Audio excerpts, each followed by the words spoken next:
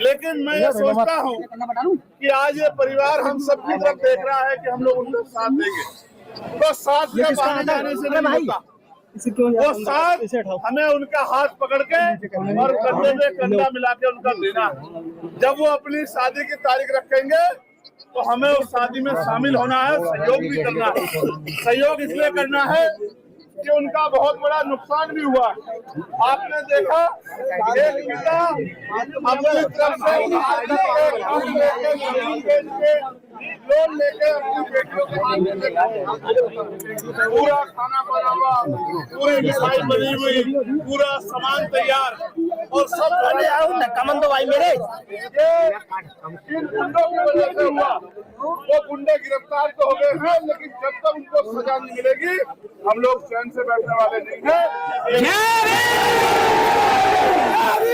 अभी परिवार को खतरा है कि जिन गुंडों ने ये घटना की, ऐसा ना हो कल वो जेल से आके उन बच्चियों को या परिवार का जहाँ रिश्ता उनको परेशान करें, या उन लोगों को जिन्होंने कार्रवाई की, क्योंकि उन्होंने धमकियां दी, इसकी जानकारी पुलिस को भी है। तो उन्होंने 2 मांग मुझसे रखी है, उन मांग को मैं पूरा करूंगा।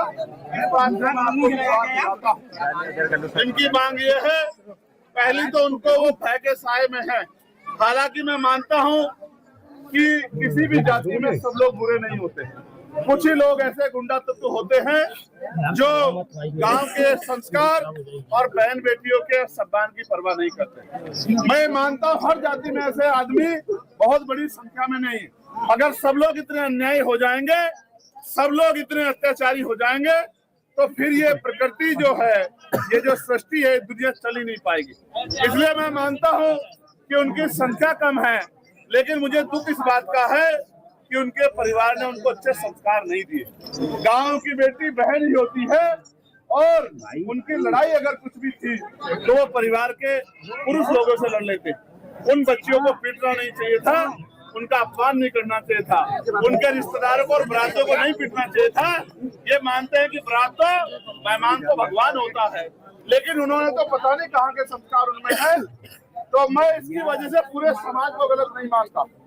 मैं मानता हूँ चंद लोग बुरे हैं, उन्होंने अपराध किया, उनको सजा मिलेगी, लेकिन यहाँ आप लोगों को भी समझना है। मैं कभी कभी आपकी तरफ भी देखता हूँ, कोई भी बाबा साहब की तस्वीर लेके आ जाता है, आप उसको अपना मान के उसके पीछे पीछे चल पड़ते हैं। आप ये समझते हो जो बाबा साहब की तस्वीर लेके आ गया ये तो हमारा आदमी है।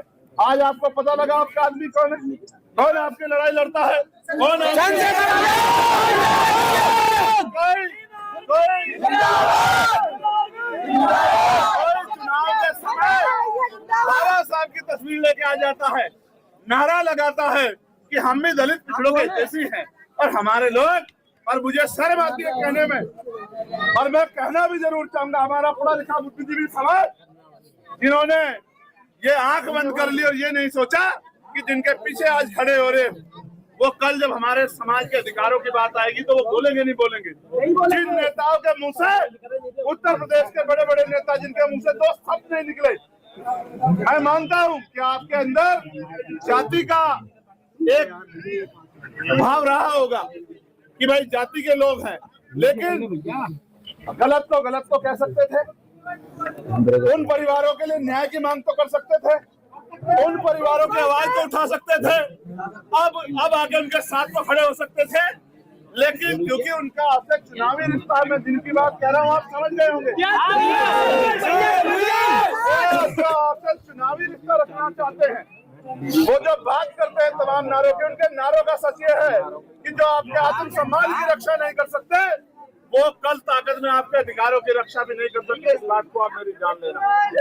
ये इशारा आप लोगों को समझदारी रखने के लिए कि जिन लोगों ने इतने बड़े अपमान में, बताओ इससे बड़ा अपमान हो सकता है क्या? पिछले 20 साल में आपने कोई ऐसी घटना सुनी है क्या? इतनी बड़ी घटना पे जिनके मुंह से 2 शब्द नहीं निकले कि भाई इन लोगों ने गलत किया, इन पे कार्रवाई होनी चाहिए, सिर्फ जाति की वजह से कल वो सत्ता में आने के बाद आपके अधिकार दे देंगे? चंद्रशेखर भैया,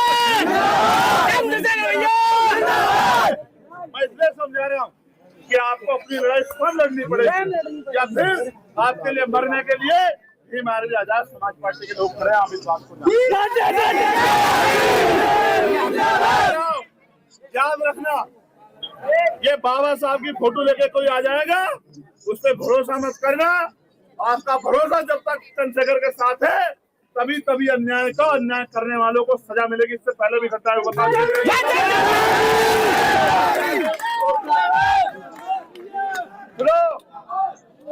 गिरफ्तार और घोषणा पे 15 हो गए नहीं हो गए भैया मेरा वॉलेट गिर गया, किसी को मिला तो बता दीजिए।